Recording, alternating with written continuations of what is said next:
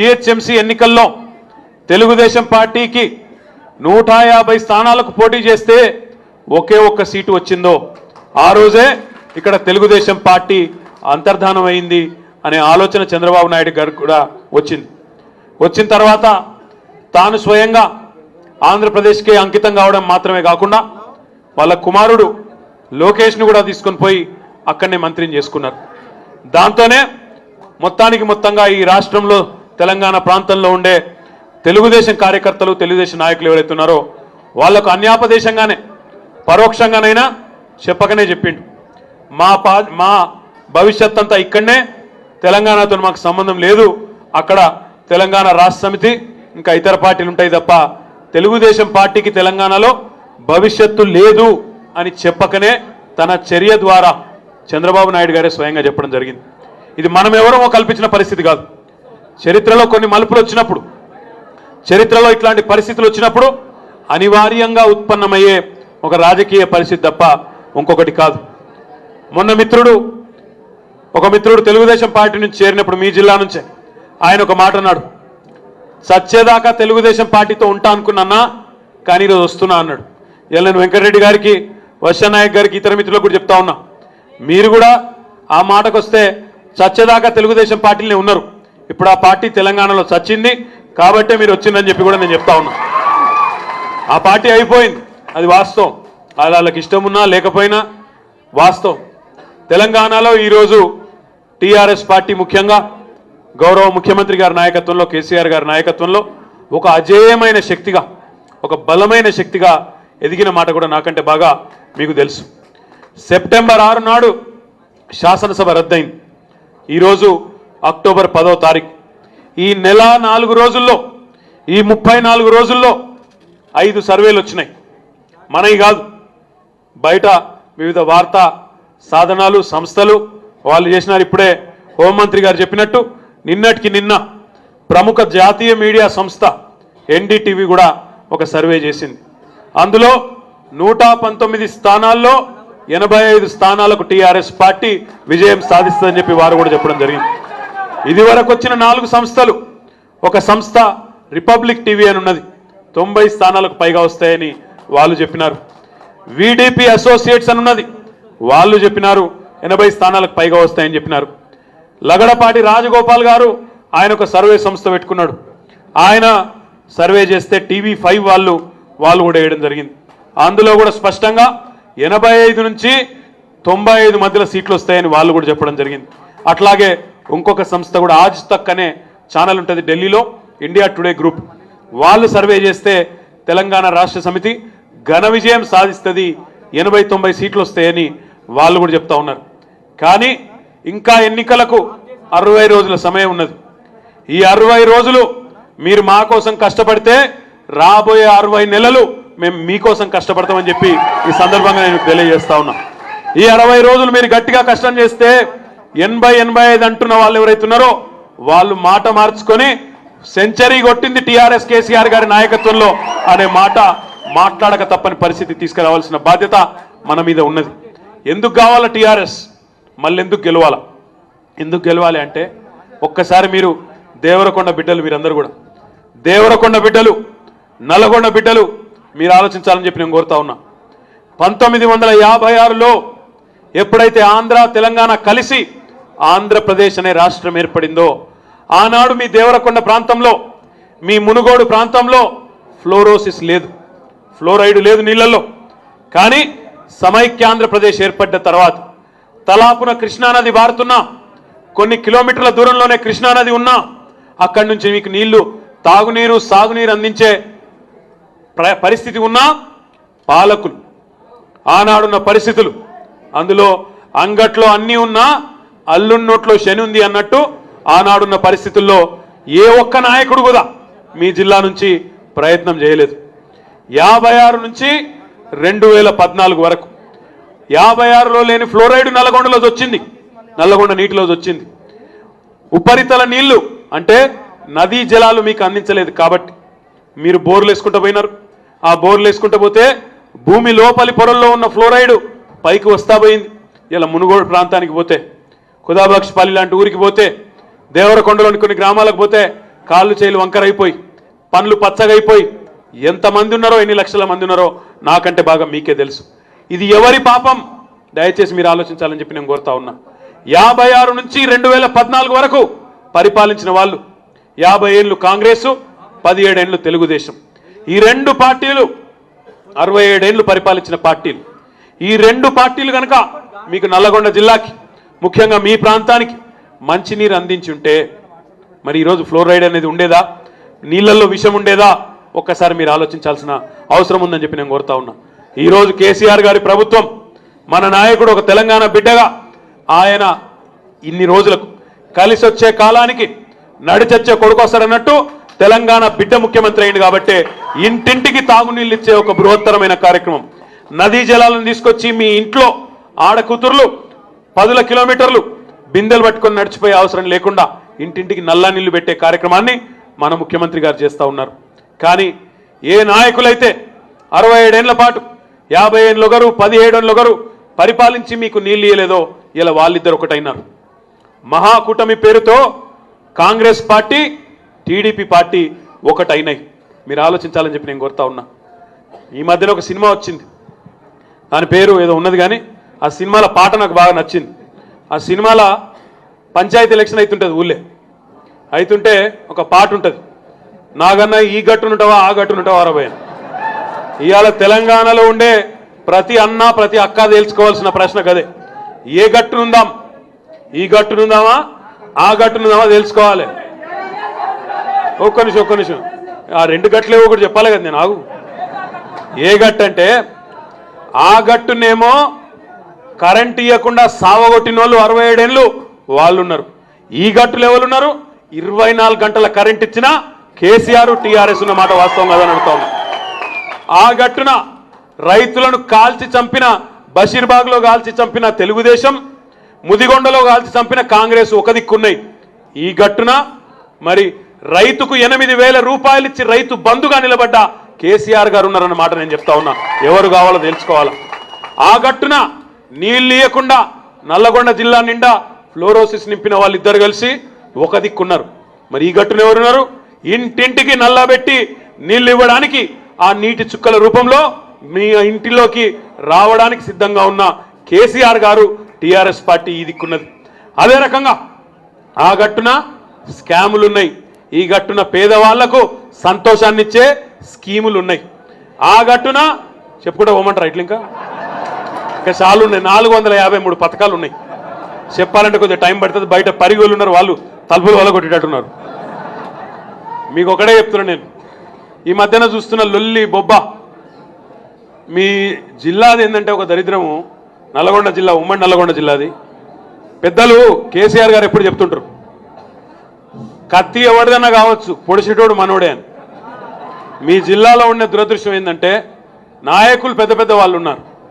ఇలా కాంగ్రెస్ పార్టీకి నాయకత్వం వహిస్తున్న ఇద్దరు అగ్రనాయకులు మీ జిల్లా వాళ్ళే, పెద్దలు జానారెడ్డి గారు, పెద్దలు ఉత్తమ్ కుమార్ రెడ్డి గారు. ఇద్దరు పెద్ద నాయకులే, ఇద్దరు రాష్ట్ర స్థాయిలో నాయకత్వం వహించిన వాళ్ళే, మంత్రులుగా పనిచేసిన వాళ్ళే. కానీ వాస్తవం ఏంటంటే మీ జిల్లాలో ఫ్లోరోసిస్ ఉంటుంది. దేవరకొండలో, మునుగోడులో, తుంగతుర్తిలో, సూర్యాపేటలో నిండా ఫ్లోరోసిస్ ఉన్నది. కానీ కిరణ్ కుమార్ రెడ్డి ముఖ్యమంత్రిగా ఉండే క్యాబినెట్లో ఇద్దరు పనిచేసినారు. జాన్ రెడ్డి గారు పనిచేసినారు, ఉత్తమ్ కుమార్ రెడ్డి గారు పనిచేసినారు. కిరణ్ కుమార్ రెడ్డి గారు సొంత జిల్లా చిత్తూరు జిల్లా. చిత్తూరు జిల్లాకి మంచినీళ్ల పథకానికి 9,000 కోట్ల రూపాయల కార్యక్రమం కిరణ్ కుమార్ రెడ్డి గారు చేసుకొని పోతా ఉంటే క్యాబినెట్లో ఇద్దరు కూడా మౌన మునుల్లాగా సంతకాలు పెట్టినారు తప్ప గొంతు పెగిల్చి గొంతిప్పి అయ్యా 2 లక్షల మంది అనాథలైపోయిన, 2 లక్షల మంది జీవోత్సవాలుగా మారిపోయిన నల్లగొండ ఉండంగా ఆ జిల్లాకు నీళ్ళు ఇవ్వకుండా తలాపున కృష్ణా పోతుంటే మీ జిల్లాకి ఎట్లా తీసుకుపోతావయ్యా, ముందు మాకు ఇయ్యి అనే ఆలోచన మాత్రం ఏనాడు కూడా చేయలే, నోరిప్పి అడగలే. అట్లాంటి ఇద్దరు నాయకులు ఈరోజు కాంగ్రెస్ పార్టీకి నాయకత్వం వహిస్తూ ఉన్నారు. వాళ్ళిద్దరూ ఆశ్చర్యం ఏంటంటే వాళ్ళిద్దరు ఇస్తున్న హామీలు, ముఖ్యంగా ఉత్తమ్ కుమార్ రెడ్డి గారు ఇస్తున్న హామీలు. ఉత్తమ్ కుమార్ రెడ్డి గారు ఇస్తున్న హామీలు చూస్తుంటే చాలా తొందరలోనే ఆయన పేరు కూడా మార్చుకోవాల్సి వచ్చేటట్టుంది. ఉత్తమ్ కుమార్ రెడ్డి గారు కాదు ఆయన పేరు, ఉత్తుత్తి మాటల కుమార్ రెడ్డి గారు అయిపోయేటట్టున్నాడు. ఆయన ఏమేం మాటలు చెప్తున్నాడు వింటున్నారా మీరు? మనం ఏదంటే దానికి 2 రెట్లు అంటాడు. మనం 1000 రూపాయలు పెంచినట్టే 2,000 ఇస్తా అంటాడు. మనం 1500 అంటే 3000 ఇస్తా అంటాడు, మనం 3 సిలిండర్లు అంటే 6 సిలిండర్లు ఇస్తా అంటాడు. వేలం పాట లెక్క, అర్రాస్ పాట లెక్క మాట్లాడుతూ ఉన్నాడు ఉత్తమ్ కుమార్ రెడ్డి గారు. మీరు దయచేసి ఒక మాట ఆలోచించాలని కోరుతా ఉన్నా.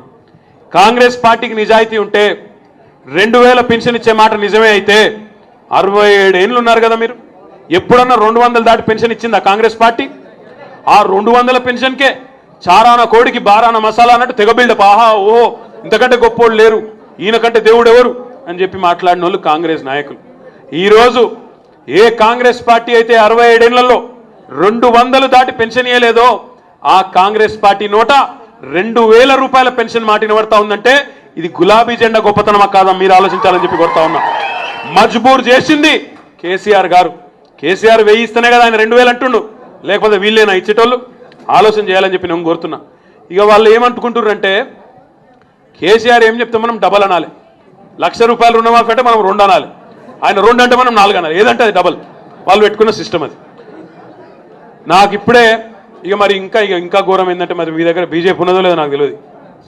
బీజేపీ వాళ్ళు ఇంకా అధ్వానం, వాళ్ళైతే ఇంటి కిరాయి కడతారట. ఇంటి కిరాయి కట్టుడు ఏంద్రా నాయన నాకు అర్థం కాదు. అందుకే మన కేసీఆర్ గారు అన్నారు నల్గొండ మీటింగ్లో, ఏమన్నాడు, అయ్యా మోడీ గారు నువ్వు అదేదో పెద్ద నోట్ల రద్దు తర్వాత చెప్పినావు కదా, ఆ 15 లక్షల రూపాయలు వేస్తే అందరి ఖాతాలలో అని చెప్పినావు కదా, ఆ 15 లక్షలు ఏదో నువ్వే మీ బీజేపీ లీడర్ల కిరాయి మేమే కడతాం రాబాయ్ అని చెప్పాడు. అంటే ఏది పడుతుందే ఓట్లు వేయించుకునే తందుకు ఎంత దిగజారిపోతున్నారంటే, నాకు ఇప్పుడే ఇక్కడికి వచ్చే ముందే నేను మన హోంమంత్రి గారు కూర్చొని ఉన్నాం రూమ్లో, పోలీసు వాళ్ళు వచ్చి చెప్పారు పోయి, మాకైతే ఇది విశ్వసనీయమైన సమాచారం. ఇక్కడ Congress manifesto committee meeting Gandhi గాంధీ భవన్లో, ఆడికెళ్ళి మాకు విశ్వసనీయమైన సమాచారం వచ్చింది. ఇక్కడ పెళ్లి కాని పిల్లగాలు ఎవరు ఉన్నారా? శైలావటరే సిగ్గెందుకు కొడుతున్నారు? ఇక అయితే మంచి విషయం, మీకు శుభవార్తున్నది. కాంగ్రెస్ వాళ్ళు మేనిఫెస్టోలో కూర్చొని తీవ్రంగా తలకాయలు వలగొట్టుకొని వాళ్ళు ఒక నిర్ణయానికి వచ్చిందట, పెళ్లి కాని పిల్లగాళ్ళు ఉంటే మగ పిల్లగాళ్ళు మీకు ఆడపిల్లని వెతికే బాధ్యత కూడా కాంగ్రెస్ పార్టీదనట. అటెనక మీకు పిల్లలు పుట్టినాక ఆ పిల్లలకు గోరుముద్దలు తినిపించే బాధ్యత కూడా కాంగ్రెస్ పార్టీదనట. ఆ తర్వాత మీరు బిజీగా ఉంటే మీ పిల్లలు వాళ్ళ డైపర్లు మార్చే బాధ్యత కూడా కాంగ్రెస్ పార్టీదనట. అంటే గింత అన్యాయమా? మాటలు ఏది పడుతుంది, 1,00,000 రూపాయలు ఇది, 10 లక్షలు అది, 12 లక్షలు ఇది, ఎట్లున్నది ఇలా కథ అంటే ఇలా ఎందుకు నమ్మద్దని చెప్తున్నా అంటే, ఇదివరకు ఉన్నప్పుడు ఇస్తేనేమో నమ్మచ్చు, ఇదివరకేమో ఇయ్యలే. ఎన్టీ రామారావు 2 రూపాయల కిలో బియ్యం అంటే అప్పట్లో ఏమన్నారు కాంగ్రెస్ వాళ్ళు, ₹80 ఇస్తామన్నారు.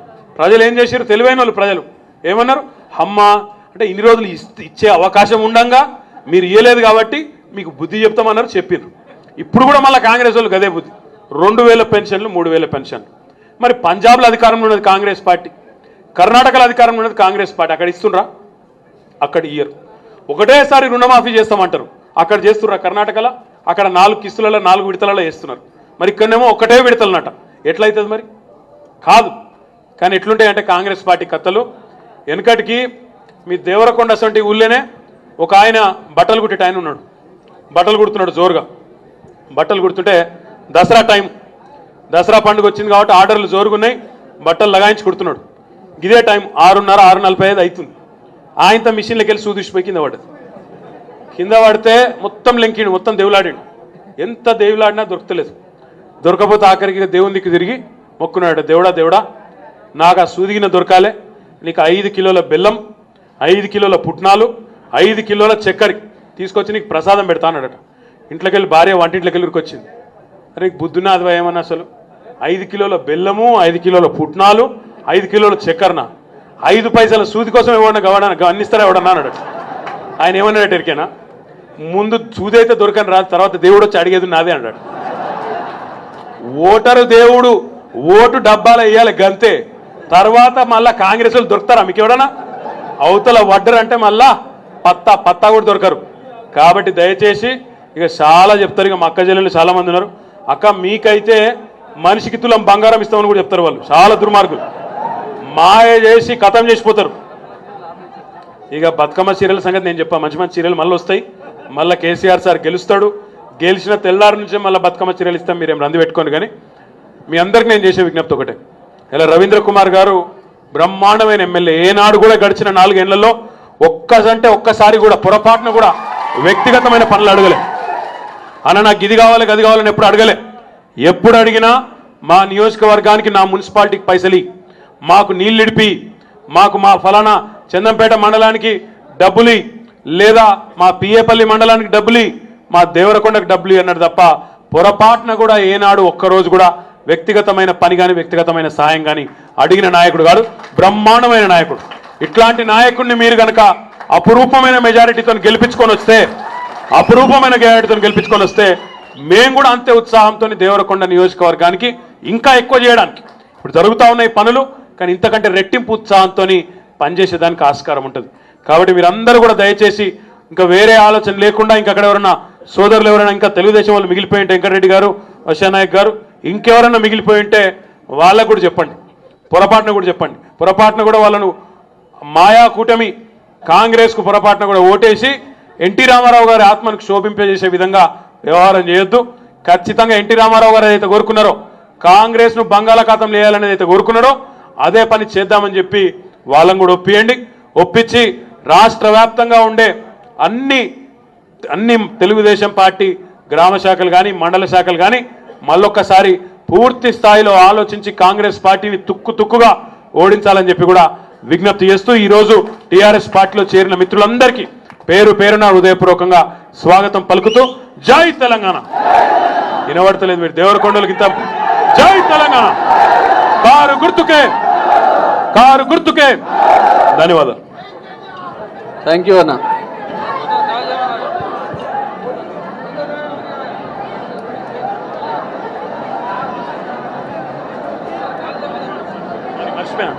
రాంబాబు నాయక్ గారిని మర్చిపోయినా, sorry brother, sorry. Thank you అన్న.